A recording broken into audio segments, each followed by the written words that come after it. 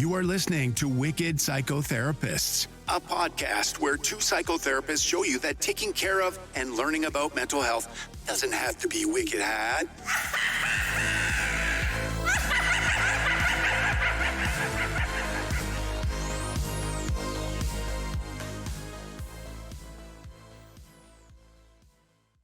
Hey everyone, this is Tanya. Hi, this is Erin, and welcome to Wicked Psychotherapists. Yeah, so today we are going to be talking about career transitions throughout the decades. Well, not really throughout the decades, I guess just 3 decades. We'll be doing 20s, 30s, 40s, different types of career transitions that might be common, themes that we've seen in therapy, and how your mental health may be affected if you are choosing to transition, as well as, I think, some generational differences that we've definitely noted in other podcasts. I think that would be relevant to talk about here as well. I think one of the reasons why we started to talk about this was because we see some themes with different clients who are thinking about transitioning to different jobs, or maybe it's causing them a lot of stress or anxiety. And we had a couple of stories where, not specific, just kind of general themes that we were seeing. So we decided this might be something to talk about. Let's talk about in your 20s. Let's start out at the youngin' side, right? Okay. So you just graduated high school a few years before.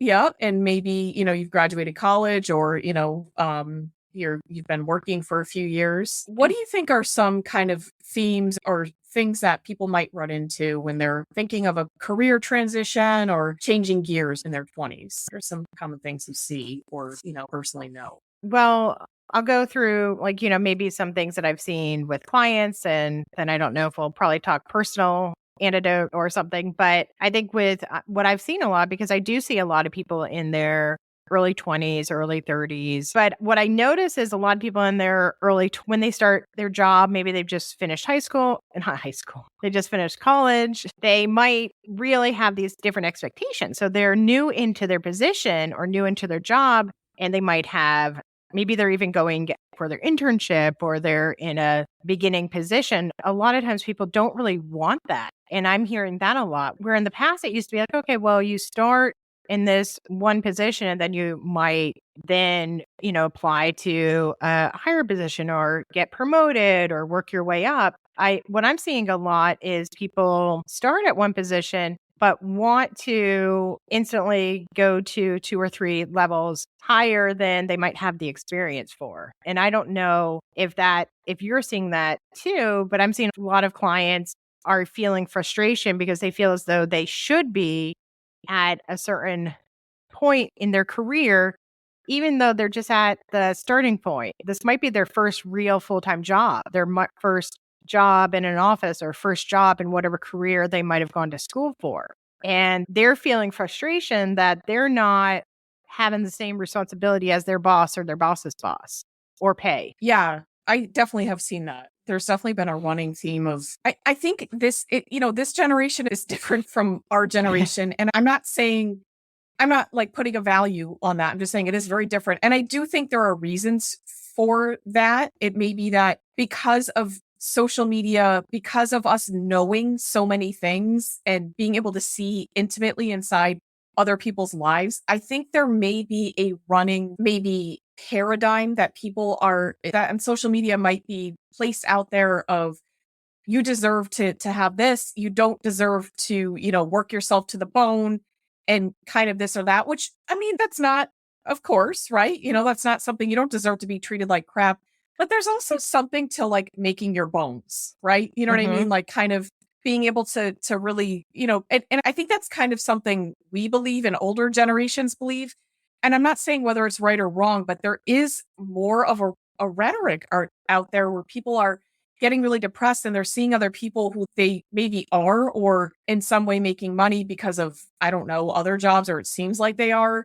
And they feel like, oh, well, they're happier and they're making more money than me. What am I doing wrong? So there's like a comparative value to it, I wonder. But I definitely am seeing that where, some people will come in and say, I don't know what's going on, but I just feel like this career is not for me. And some people I'll talk to and they'll say like, I really like the job. I really like that, but like, why am I here?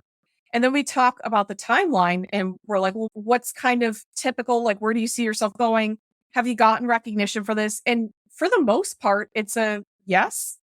Sometimes if it's a no, that's a different story, right? Right. It's just almost like they're on this accelerated, I have to be here. And I think there's a lot of almost career FOMO. Like they're very fearful of missing out on things. They think they're not doing enough. And so they think like, I should be making this by 23. And I need to have gone and traveled to this many places, and I need to be this happy and have these types of photos and met my soulmate. And because I think that's reflected a lot. There's a lot more pressure in that with social media constantly being surrounded in it and giving a false picture of it. Yeah. And this is the generation now we're talking, now where if they're in their 20s, they're the ones that have fully grown up in social media and other things like that. And it's hard. And that's interesting too, that you say like, like that a lot of them have that FOMO, because I do have that too. And that's one conversation I have with a lot of clients in this decade range in the 20s. And I'll ask like, basically, what does your social media feed look like? Maybe you need to close that down a little bit, because if you're in this comparison, bubble of people that maybe you don't even know, or maybe older, maybe in different, may have had a lot of other different things in their life already that put them in a different stage of life for finances or career. And then we'll talk about that. And that then sometimes really helps, because then it puts focus back on themselves too, instead of how does their experience compare to everybody else in the world. Because if we all did that, it can really create a lot of anxiety and really make you feel as though what you're doing doesn't matter.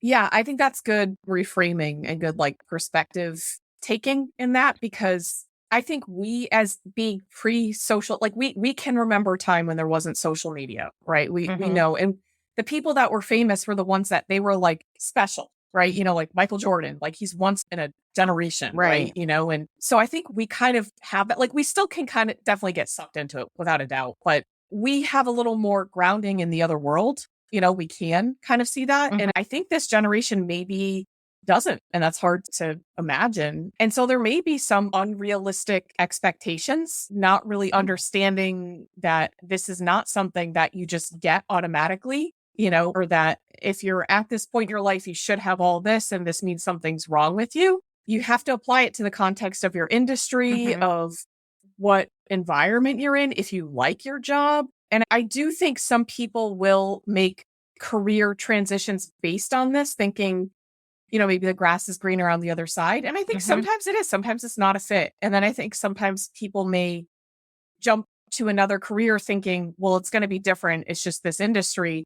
And if you are on a timeline that's influenced by social media or other things that you've seen and you've heard, and you have this expectation, I think there might be some similar disappointment on that side, because it's not something I definitely hold to, and maybe this is just because we had to do it. You have to pay your dues, to be able to say, hey, I can do this. And then people have confidence that you can take on more and more. That to me sounds fair. I understand that perspective, but people that see, oh, I woke up, and I made all this money from doing this, that's a different story. If you're seeing a lot of that on your timeline, you may feel like this is just how things happen, and this means I'm a good person and I'm working hard. Yeah. And I'm not saying everybody literally thinks that way, but I think this may be kind of some of the subconscious building expectations of a career that some people are having. So yeah, I am for sure seeing that trend. I'm also seeing, I don't know if I've seen this somewhat, that there are some people that are having difficulty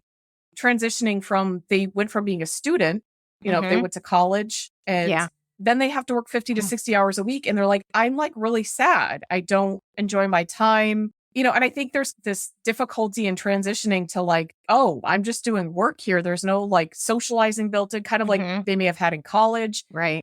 Seeing that. And also because a lot of companies, I think to save money and since COVID, and have gone either remote or hybrid. So a lot of people where typically after high school and college, you get, especially if you move away, a lot of your friend group might be from work. So a lot of them are missing out on that social aspect.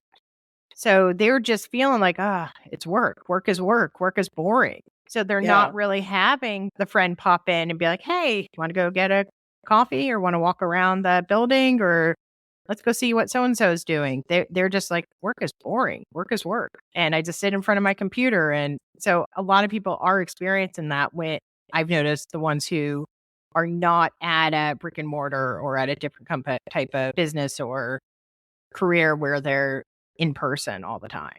Yeah. And especially as an adult, it is harder to make friendships with all the time commitments you have. And just honestly, maybe the lack of energy. I think it's just really tough to work 50 to 60 hours straight. And also to then say, oh, now I have to build up a community around me, that maybe they move to a different city, or maybe even if they haven't, they still can't really necessarily see people who may have moved away themselves or who are busy themselves. And maybe they never really learned how to create friendships because they were, if you go from preschool to high school and then college, like all of these friendships are kind of all around you and set up. And so it's difficult to then go, oh, I'm going to put you in a city and then 50 to 60 hours a week, you're going to work or, whatever it is. Yeah. And say, okay, now go make friends. It's a little strange. It's kind of jarring. It feels overwhelming just even saying that. But it is difficult because now you're like high school and elementary school, middle school, you're with these same people, whether they have your same last name, because sometimes they group you with like, okay, your homeroom is because your last name is, this or that. And then you just kind of get to know the same people, or if you're in a sport or if you have a hobby together or something. So it's trying to figure out that balance. There's more opportunities. Yeah. You could really just focus on you could have that time, for the most part. I know I'm speaking in generalizations, but yeah, it is pretty tough. And with those people that might be experiencing that, I do try to talk to them about, this is a transition. Like when you went to college, you had to transition into, oh, I have more responsibilities. I'm on my own. I have to go to my classes. No one's going to, be looking over this. I have to see what I eat for food, And, probably teenagers have been doing that for a few years, I'm guessing, but maybe some haven't. And it's still, it can be a transition you have to get used to. And now this is a different transition. And there's going to be more that are going to happen. And this is just one where you have to find, what is it that you want to establish? Do you want to establish a community? Are you wanting to look for, a few good friends? Are you wanting to look at different, kind of clubs to join or groups or whatever it is that you could meet people if you're not at a job that's brick and mortar. And sometimes even brick and mortar jobs, it may not be people that you may not want to socialize with them, or you just may not want them as friends. You may not click with them. No, I've had quite a few brick and mortar jobs where I was like, all these people are so much older than me. Like when you're younger I have absolutely nothing in common with them. I do not want to see them after work. Yeah, it's for sure. It just may not click. You just may not understand the same references. It's just not really going to work out. And so that definitely can be difficult. And those are considerations when you're maybe moving jobs is, kind of saying, okay, is this the transitional point where I'm, kind of growing into my first job? Or is there something really going on with this job? Is this job treating me okay? Do I feel like I have a future here? And something that is, I don't want to say more realistic based on what a timeline is, but I think it does have to be taken into context with where you are in your career and what to be possible movement within it and what you want out of it. I do think it has to be contextual and a little more possibly grounded than just kind of what you're seeing or what you're hearing. You really have to take that into consideration and know what you're in. Yeah. I personally remember, when I was in my 20s, it was tough because, we were both in like social services, nonprofits, things like that. And they do not pay you anything. And it's really it's a job where people may look at as this is not a go-getter job. This is not a job where, you're really kind of trying to like climb up the ladder. You really are there if you're trying to help people. And you're, really, honestly, you're sacrificing quite a bit for the salary and for the time that you put in. It's more like value driven, I think. And that I remember feeling like with people who were, that I had graduated with or friends and, people that were not in that area, that realm, that I wasn't like working hard to get a bonus because there's no bonus. I was just working hard. Yeah. And, Yeah. there was nothing that was getting paid for, but that didn't make my job any less meaningful or valuable. It just, and it sometimes it kind of felt that way because of how, we look at how we're valued and how we get paid a lot. Mm-hmm. So it was kind of tough for me to Yeah. reconcile that. And Yeah. it was really hard. Yeah. I know in my, and same with Tanya, I worked a lot of nonprofits, or I was in nonprofits for a while. But I remember, like, especially in my 20s, like, not really being aware how little I was getting paid because everybody around me was getting paid so little. It wasn't like there was this huge, like, difference, at least all my peers, until you start to really be aware of, like, oh, the salary does not match probably what other people. But by then I felt like I was kind of like in it for the long haul. For some reason I never had I don't know, something in me. I just never, I don't know, I want to say almost like a self-worth. I never really realized that, oh, wait, I can quit. It's okay to change my job or change my career. I don't have to be stuck in this.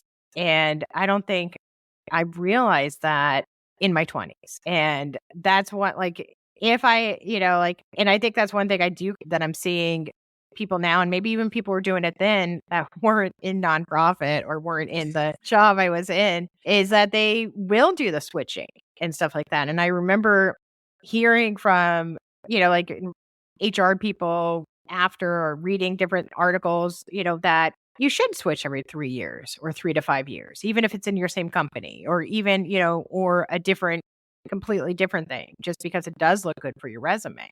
But yeah, I didn't get that memo in my 20s. Yeah, I don't know that. I think our generation was maybe just behind that, or maybe it was just starting kind of there, but it definitely is not something that is heavy in the nonprofit or human services world, because you're looking at helping people, and you really kind of think like, okay, this is what I'm doing. And if I am continuing to do, this is what's helping me. Maybe I feel like I'm challenging myself in this way or that way. Like, I definitely would change positions, but I hear what you're saying, the self-worth. I think I felt like, well, I'm trying to help people. I can't make money off of this. Like that would be selfish. And that's something that kind of it is ingrained in that. It is kind of pushed on you. It's kind of guilt driven. Yeah, right. Oh yeah, this is the mission and the vision and the mission. And I think also being young and dumb, I was thinking nonprofit meant no profit, but it doesn't. And once you realize, like it's, oh, okay, well, how do I, especially as a woman, it's like, how do I ask for a raise and how do I do that? Like that definitely was something that as I got older, I started to realize that is needed and okay too. Absolutely. Yeah. Yeah. So, I mean, that is, with the 20s, that can be definitely a very defining point. And I think there's probably lower risk in I mean, there is, in the 20s than there is in the 30s and 40s, which we're going to talk about. And I think there's more exploration usually during your 20s. That's kind of what everybody always says. Oh, you explore, you do this, you do can that. mess up. It's okay. Yeah. And that's one thing too, time. would have been a little more risky. I wish I was a little more risky in my 20s as far as like just trying different careers. Yeah, but it can be, there's a lot of circumstances around that. Like we had to, it definitely can get you. And I mean, you do need a steady paycheck. It's like, especially if you don't have the luxury of having family or anyone being like, all right, if you can't make it, I'll pay your bills. You have to just. Yeah. It's just, so let's talk about the 30s. Let's go into the 30s and talk about what some people may be experiencing in the 30s, in their 30-year decade with career change.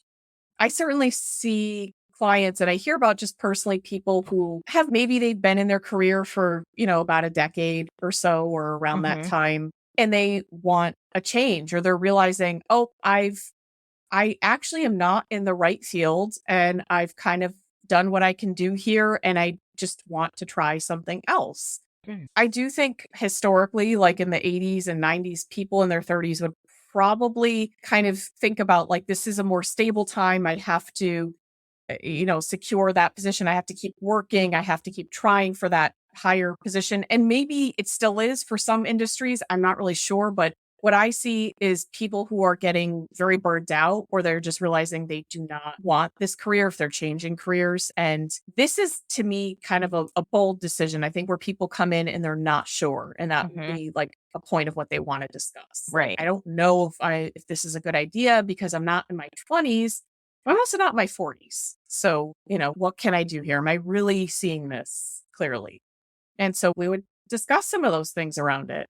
But I have definitely seen more clients changing careers in their 30s, I think, for this generation, probably than there was before. That's just a guess, totally anecdotal. I don't know. Yeah. No, What that about makes you? sense. I mean, I do have, I'm just trying to think of my clients in the 30s. Sometimes I see not so much changing full career, but also having a little bit more, like you mentioned, like maybe they've been in their career, the job or wherever they're working, or a type of job for about 10 years or so by now. And they might have a lot more confidence. That's what I'm seeing. Like, instead of they're not the newbie in their position or their career, and they're feeling a lot more confident, and they feel as though they can apply internally for that manager position or director position or whatever it is, like that they might have felt, well, I keep getting passed up for it. Why don't, now they might be like, you know what? I have that experience. I should be a senior staff member or something. So I am seeing that a lot, where there is more confidence in themselves and possible their careers at this age. I think so too. I think they have some experience on their belt, right? And they're feeling like, well, maybe I understand myself a little bit better and how I work, and as opposed to just coming out of college or, whatever that may be, transitioning into your 20s. This is a little bit more of an experience change, but it's also, you're a little bit older, and some people may see that as an obstacle, and other people may look around and just say, I'm going to be, 40 anyways, or maybe go back to school and say, 4 years are going to pass anyways, let me go ahead and get that degree or, whatever it is that they're thinking. I know I started exploring a lot. Like, I took a lot of classes in my 30s. After graduate school, I finished that in my 20s, and I think it was in my late 20s. And then in my 30s, I kind of had a little bit of am I in the right field kind of mode? And I had a lot of burnout at that point. And I went back to school. I tried a lot of different things. I mean, like, from computer science, which is not a right fit for me, to writing, I even took a couple of nursing classes, and I enjoyed it. And I realized, I think I just kind of missed being a student, and I really do love learning, but I think this is the right path for me. Yeah. Yeah. So I definitely was like ready to shift gears, but I also was like, I can still do some of these things that I enjoy. It doesn't have to be my career. That's interesting, because in my 30s, my early 30s is when I went back to grad school. And I also switched my career at the time. I ended up leaving one nonprofit to go to a different one, still stayed in nonprofit world, but a completely different type.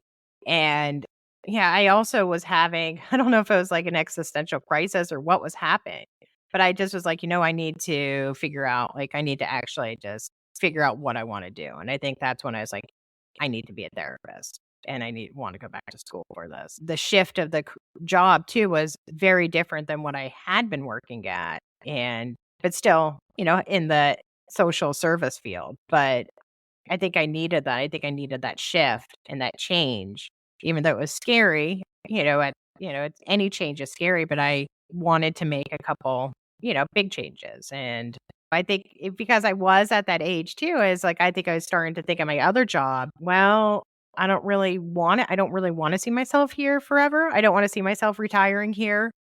And then that's why I decided to go to the other one. But that's an interesting trajectory, because there are people who are kind of more defining things, and that, like, they may have like worked in places throughout their 20s, and maybe it was in a similar industry or not. And then maybe they kind of are like, okay, I feel like I need to settle into something in my 30s. So that definitely is a lot of people that can do that. So that can be, I would imagine, scary, exciting, and maybe it feels more secure, kind of feeling like, okay, I have a direction, Right. and this feels good. Yeah.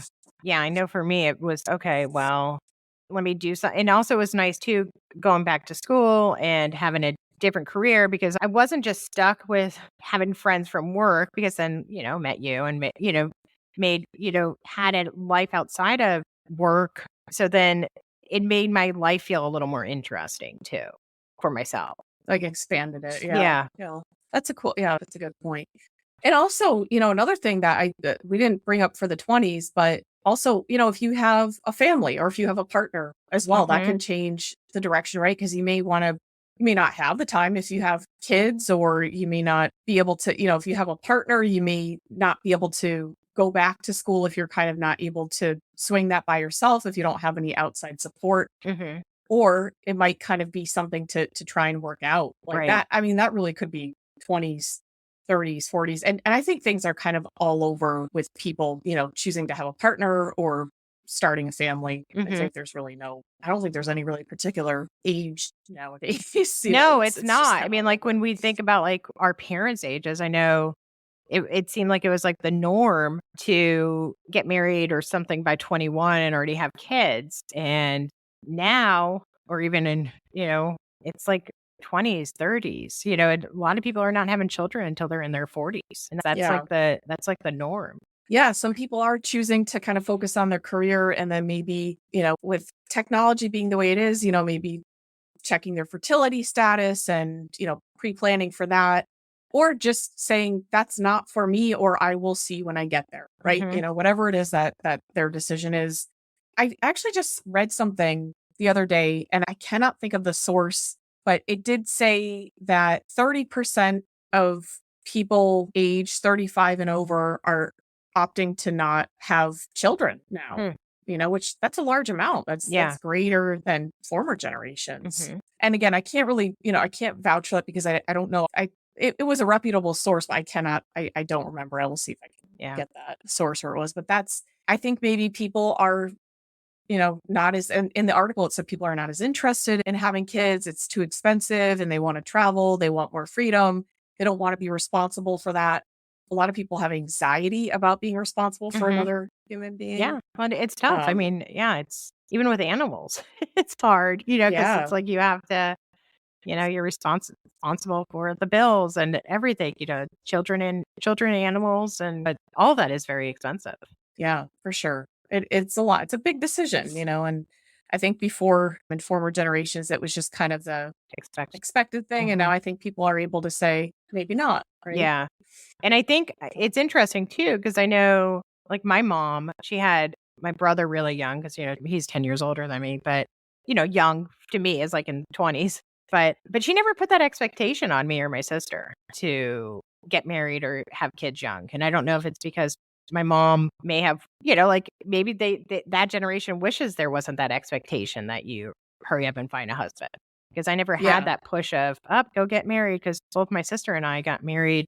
We both were about the same age, like in our late 20s. Yeah. So it may be by that point, maybe things were changing for parental, like that was the expectation for them, but they didn't want that for their kids. Yeah. I think that this leads us into like the 40s, where this is probably something that we may see. I don't know. I don't see as much, but definitely there. People definitely change in their 40s. And I think with this generation going forward that are in their 20s and maybe 30s, I think that's probably going to shift into being more and more frequent. Yeah. Because former generations would probably be like, okay, I'm in my career. I'm in it. It would be crazy. I'm going to retire in a couple decades.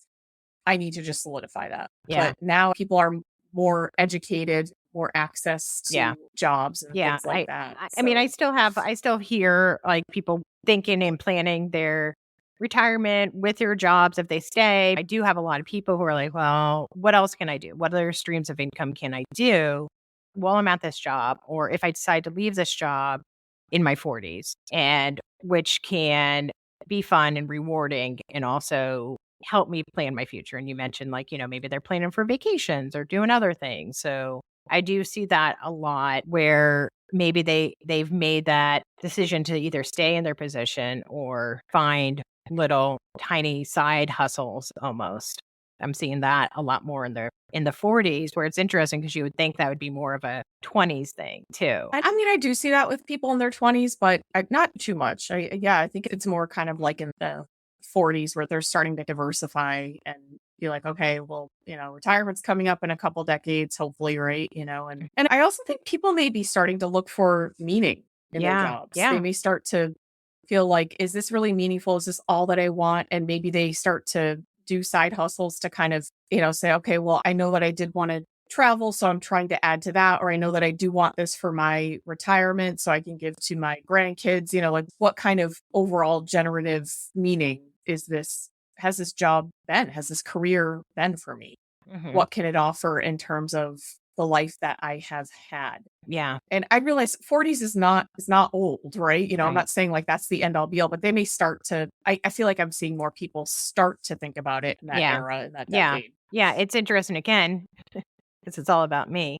But I noticed like in my 40s, like that's when I shifted, or 40 or something, or 40s, like when I did another shift, decided to leave the nonprofit and then just be like, all right, I'm going to just do my practice full time now. Yeah. So And that's a big shift. Yeah. That is to leave like a company and then to do it out on your own, strike out on your own. Yeah. So then it was like, okay, so I need to define, my identity again in my career. Yeah. So that is, I had to become a hustler, just kind of figure out what's, figure it out myself instead of relying on, the company. So yeah. And who knows? Maybe that's what a lot of people do too, is trying to find themselves at 40, in their 40s. I also wonder, I've noticed a lot more people, like when I don't know if you felt, this is just kind of a personal thought I had, but when I was younger, I remember thinking like, I wish I could have a job that was from home where I don't have, like a manager or someone that's constantly checking on my work, and like feeling like there weren't many